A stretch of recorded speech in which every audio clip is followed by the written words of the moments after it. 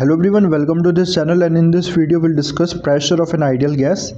Okay, this is a very important derivation. Okay, so in the previous video we discussed about the Carnot theory of gases. Okay, the main postulate were that the gases are made of molecules, they are constantly moving, they collide with each other, collision elastic.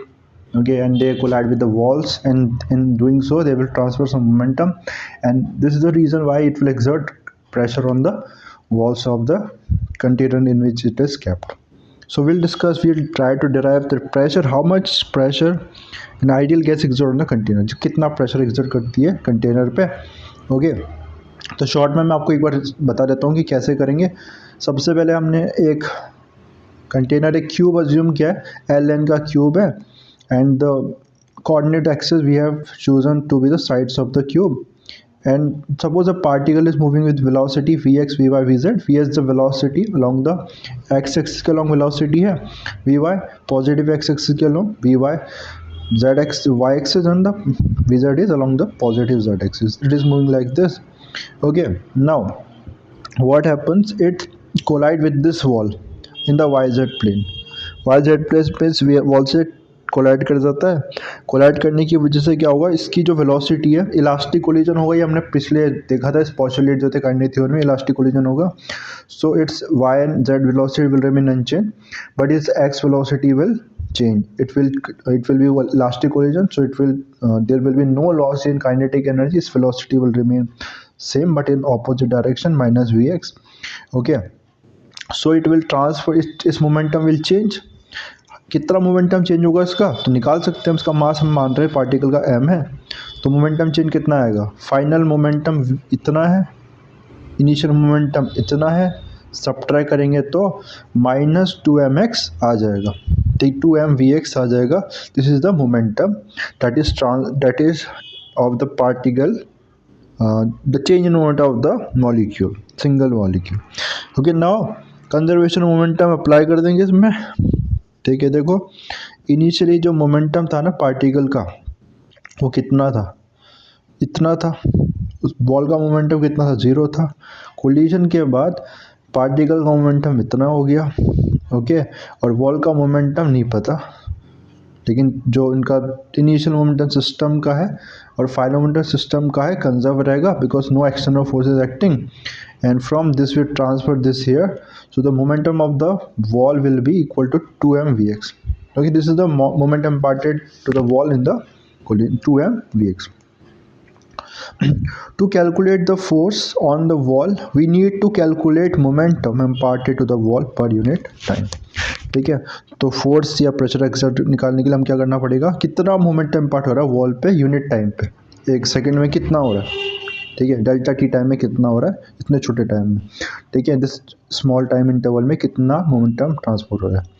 Okay, अब देखो delta T time में, देखो suppose मैं बोलता हूँ इस particle को यहाँ पहुँचने में ना, यहाँ पहुँचने में 1 सेकेंड लगता है, वॉल तक नहीं पहुँच पाया. ठीक है, तो और अगर तो ये पार्टिकल कोलाइड कर पाएगा 1 सेकेंड में वॉल से, नहीं कर पाएगा. लेकिन जो पार्टिकल यहाँ होगा, ठीक है, डेल्टा टी में वो यहाँ पहुँच जा रहा है, तो वो कोलाइड कर जाएगा. मतलब इस डिस्टेंस के अंदर अंदर जो पार्टिकल होंगे ना, वो टकरा जाएंगे. किस डिस्टेंस के अंदर, पार्टिकल की वेलोसिटी vx, ठीक है, टाइम कितना डेल्टा टी, तो इस डिस्टेंस के अंदर जो पार्टिकल्स होंगे वो टकरा जाएंगे इस वॉल से. और इस डिस्टेंस में कितना वॉल्यूम होगा, तो इस डिस्टेंस को एरिया से मल्टीप्लाई कर दो, तो इतने वॉल्यूम के अंदर जितने पार्टिकल्स हैं ना ए वी एक्स डेल्टा टी में, वो कोलाइड कर जाएंगे इस वॉल से. आई होप क्लियर हुआ होगा.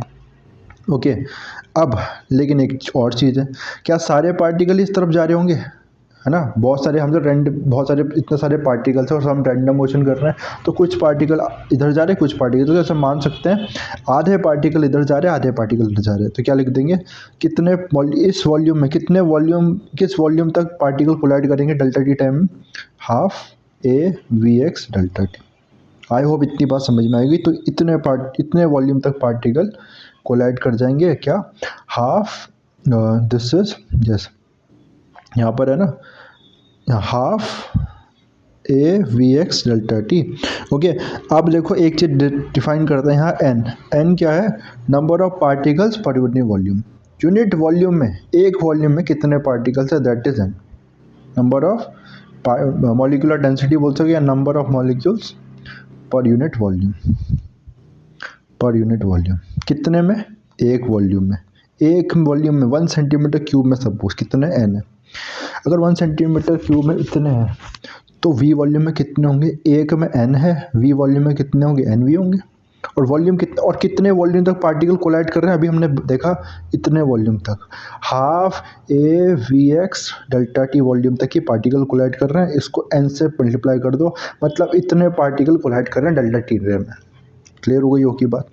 अब इतने पार्टिकल कर रहे हैं, एक पार्टिकल से कितना मोमेंटम ट्रांसफर हो रहा था, 2m vx, तो इतने पार्टिकल से कितना हो रहा होगा, ये क्या, a v x square delta t n और एम बी है, ठीक है, ये हो रहा है।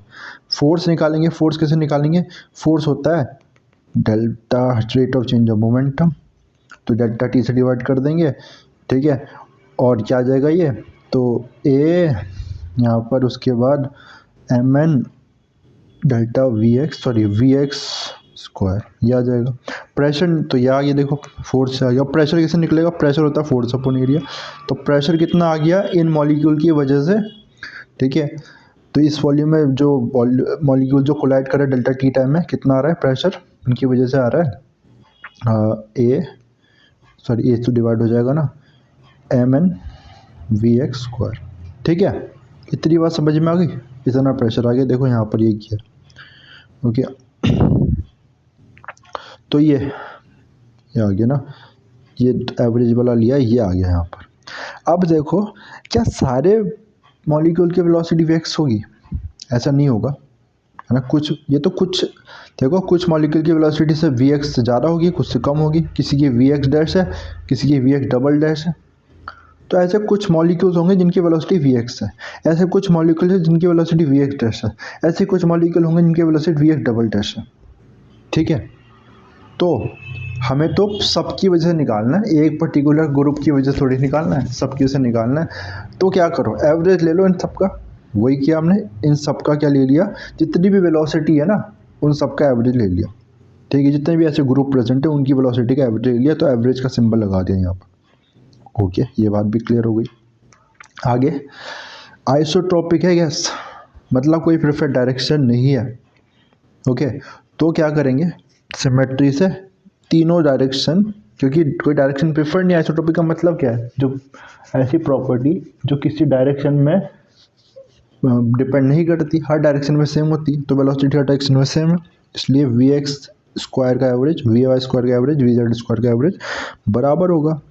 और आपको पता है ना, जो नेट वेलोसिटी है वो कितनी होती है, वो होती है, उसका मैग्नीट्यूड कितना होता है, v x square plus y x square का कॉम्पोनेंट जेड स्क्वायर, इस तरह से। यानी कि वी स्क्वायर का एवरेज जो नेट वेलोसिटी है वो क्या हो जाएगा, वी एक्स स्क्वायर का average plus v y square का average plus v z square का एवरेज, ठीक है। और ये दोनों तो बराबर है, हमने बोला क्योंकि डायरेक्शन कोई प्रेफर नहीं कर सकती, तो उनको ऐड, तो उनको रिप्लेस कर सकते हैं वी एक्स स्क्वायर के एवरेज से, तो आ जाएगा। तो वही किया है यहाँ पर, जस्ट अ सेकेंड, तो वी, अरे जस्ट अ सेकेंड, ठीक है। तो क्या आ गया देखो यहाँ पर, तो हमने देखा तो वी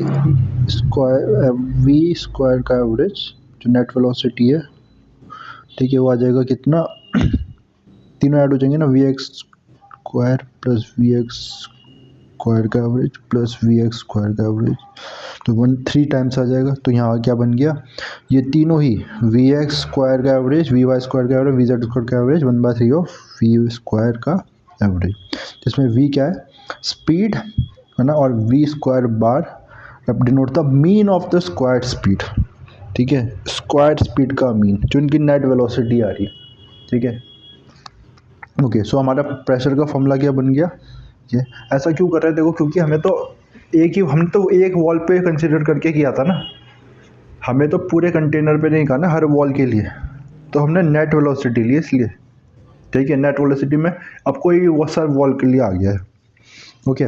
और अब देखो एक लास्ट चीज़, इसको डेंसिटी कितनी होती है, डेंसिटी का फॉर्मूला मास अपॉन वॉल्यूम, कितने मॉलिक्यूल्स हैं जो कोलाइड कर रहे हैं, n मॉलिक्यूल कोलाइड कर रहे हैं, ठीक है, एक का मास है, ठीक है, लेकिन n क्या था, number of molecules per unit volume, तो वॉल्यूम कितना है 1, ठीक है, और डेंसिटी का था मास अपॉन वॉल्यूम, मास है वॉल्यूम है, तो यानी कि प्रेशर कितना आ जाएगा 1/3 rho v bar square.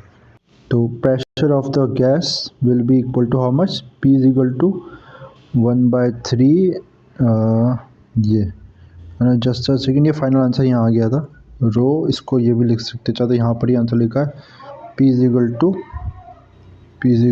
1/3 rho v bar square, rho is the density of the gas, ठीक है। तो ये देखो डेंसिटी पर डिपेंड कर रहा है गैस, जिसकी डेंसिटी ज़्यादा होगी उसमें प्रेशर ज़्यादा होगा, ओके। एंड तो ये डेरिवेशन थी, ओके। मैंने इसको NCERT से भी हम कर सकते हैं, तो थोड़ा सा वो लेंदी हो रहा था, तो मैंने उसको शॉर्ट में आपको बता दिया, ठीक है। अगर आप चाहते हो कि मैं डिटेल में एक एक लाइन को समझाऊँ इसको, वैसे मैंने सब कुछ स्टडी करके ही बताया आपको, फिर भी आप चाहते हो तो कमेंट करना, मैं इसको लाइन बाय लाइन भी एक्सप्लेन कर दूंगा, ठीक है। तो आई होप कि ये वीडियो हेल्पफुल रहेगी आपको, ये टॉपिक समझने में काफ़ी इंपॉर्टेंट डेरिवेशन है, ठीक है। नेक्स्ट वीडियो में काइनेटिक इंटरप्रिटेशन ऑफ एमडीजी की बात करेंगे। Thanks for watching.